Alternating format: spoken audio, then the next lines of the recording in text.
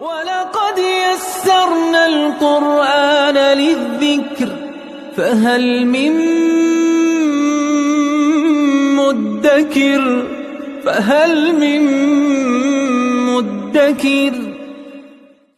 اعوذ باللہ من الشیطان الرجیم بسم اللہ الرحمن الرحیم الحمد للہ رب العالمین وصلی اللہ علی سیدنا و نبینا بالقاسم المصطفى محمد وعلى آلہ الطیبین الطاہرین المعصومین اما بعد اعوذ باللہ من الشیطان الرجیم الذین یتربصون بکم فإن کان لکم فتح من اللہ قالوا ألم نكن معكم وإن كان للكافرين نصيب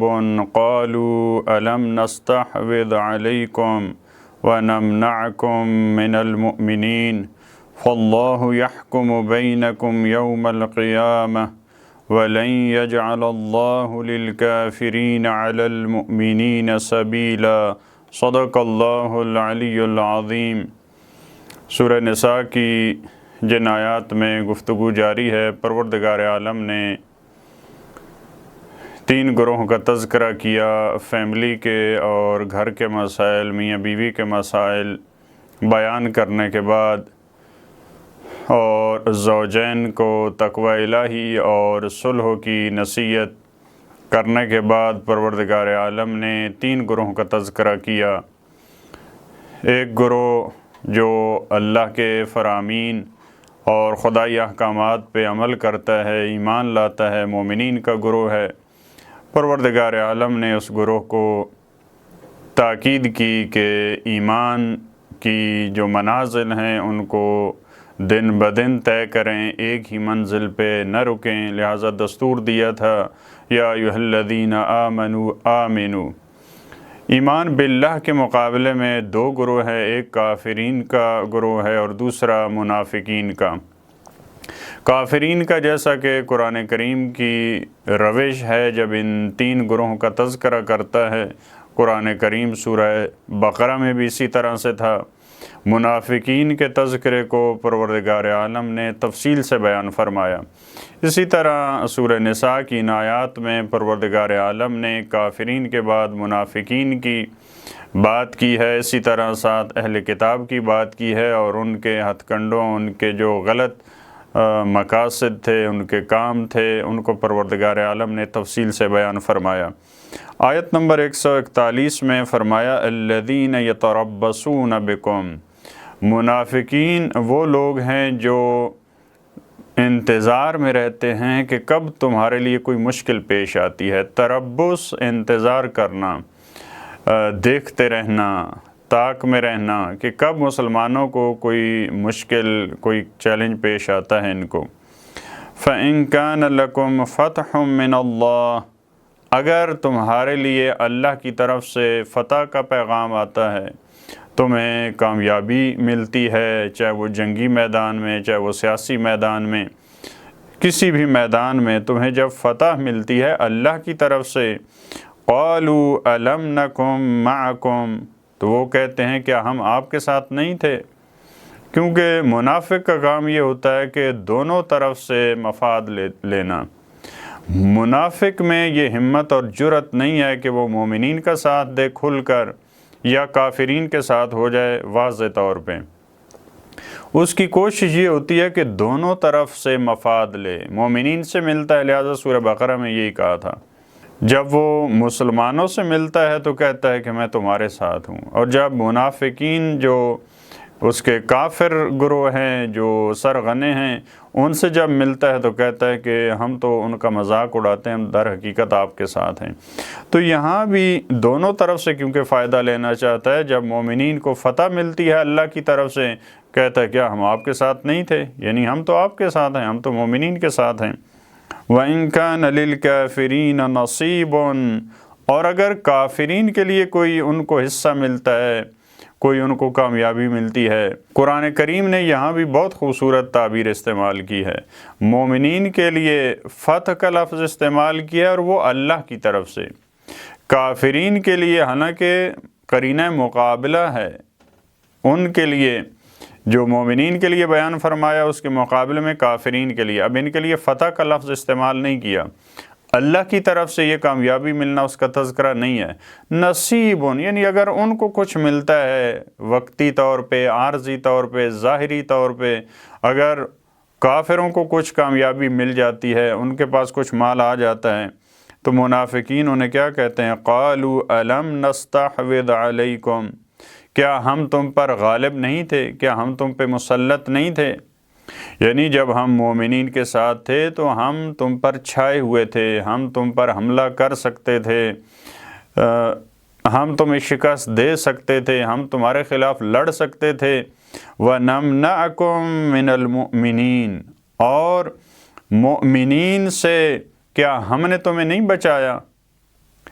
یعنی یہ کہنا چاہتے ہیں کافرین کو کہ ہم ظاہری طور پہ اگرچہ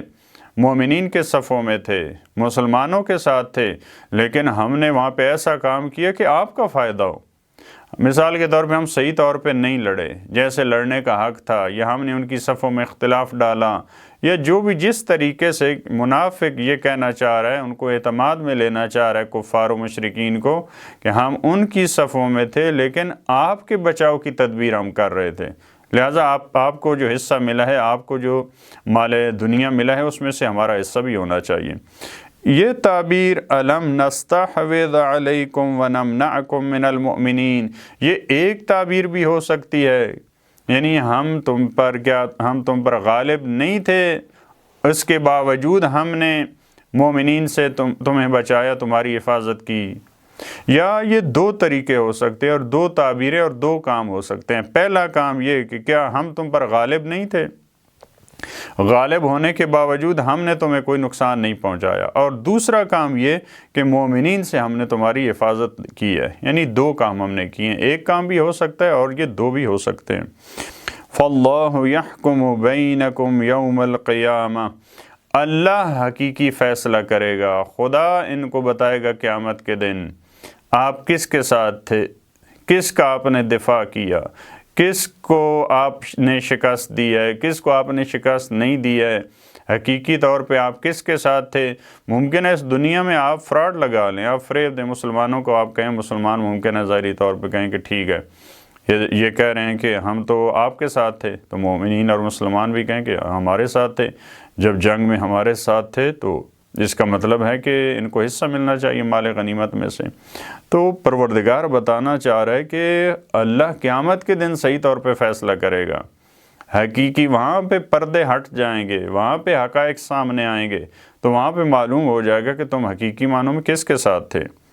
وَلَن يَجْعَلَ اللَّهُ لِلْكَافِرِينَ عَلَى الْمُؤْمِنِينَ سَبِيلًا، اے منافقین تم کافروں کو راضی کرنے کی کوشش کر رہے ہو، تم ان کا قرب چاہ رہے ہو، تم ان کی رضا کی خاطر ان کو کہہ رہے ہو کہ ہم نے تو تمہیں کوئی نقصان نہیں پہنچایا، ہم نے تو تمہیں مومنین سے بچایا۔ یہ کس وجہ سے ہے؟ تم یہ سمجھ رہے ہو کہ ان کے پاس بہت کچھ ہے، ان کے پاس مال و دولت ہے،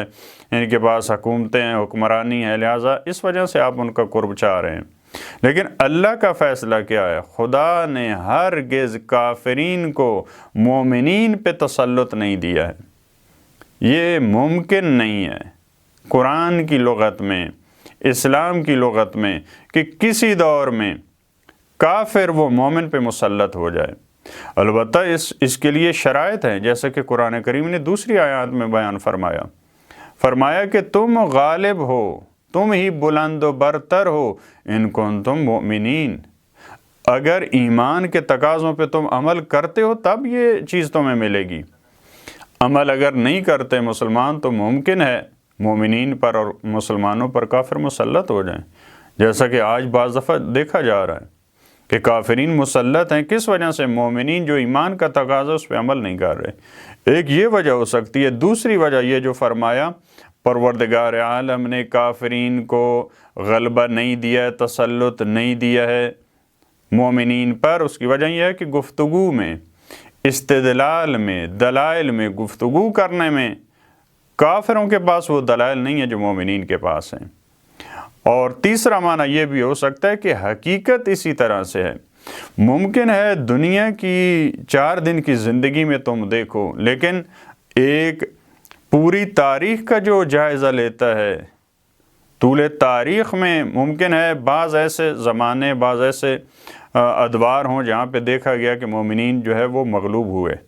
لیکن آج اگر آپ دیکھتے ہیں تو ظالمین کا، کافرین کا، قاتلین کا نام و نشان نہیں ہے، لیکن مستضعفین باقی ہیں، مظلومین کا نام ہے، مومنین کا نام ہے۔ لہٰذا لیکن ہم کیونکہ شارٹ طور پہ دیکھتے ہیں، مختصر دور کو دیکھتے ہیں، تو ہمارے ذہن میں ہوتا ہے کہ اتنے سال میں دیکھیں اتنے مومنین اور مسلمین کو مارا جا چکا ہے، لہٰذا مسلمان جو ہے وہ مغلوب ہو چکے ہیں۔ تو یہ مختلف طریقوں سے، اور یہ ایک بہت بڑا قاعدہ ہے، ایک بہت بڑا اصول ہے جس کو قاعدہ نفی سبیل فقہ میں جس پہ بحث کرتے ہیں فقہا۔ لہٰذا اقتصادی حوالے سے آپ اگر کوئی ایسا کام کریں، سیاسی حوالے سے آپ اگر کوئی ایسا کام کریں، اسی طرح معاشرتی حوالے سے، انتظامی حوالے سے، عسکری حوالے سے کوئی اگر آپ ایسا کام کرتے ہیں جس سے کافر مسلط ہوتا ہے، وہ غالب آتا ہے، مومن پہ وہ جائز نہیں ہے۔ اس کا مطلب یہ کہ تمہیں یہ کام کرنا ہے، یعنی عملی طور پہ اس کے لیے قدم اٹھانا ہے۔ اللہ نے اے منافقین، آپ کافروں کے قریب ہونا چاہتے ہیں، ان کا قرب حاصل کرنا چاہتے ہیں، یاد رکھو کبھی بھی وہ مومنین پہ مسلط نہیں ہو سکتے، لہٰذا ان کا قرب حاصل کرنے کا کوئی فائدہ نہیں ہے، تم اللہ کا قرب حاصل کرو۔ پروردگار ہمیں توفیق دے۔ جو قرآن نے مومنین کے غلبے کی بات کی ہے، جو کافروں کے اور مشرکین کے مغلوب ہونے کی بات کی ہے، ان اصولوں پہ، ان قرآنی سنتوں پہ ہم مومنین اور آج کے دور کے مومنین اور مسلمین عمل کر سکیں، تاکہ یہ قرآن کے دیے گئے وعدے حقیقی طور پہ سامنے اور محقق ہوں۔ اللہم صلی علی محمد و آل محمد۔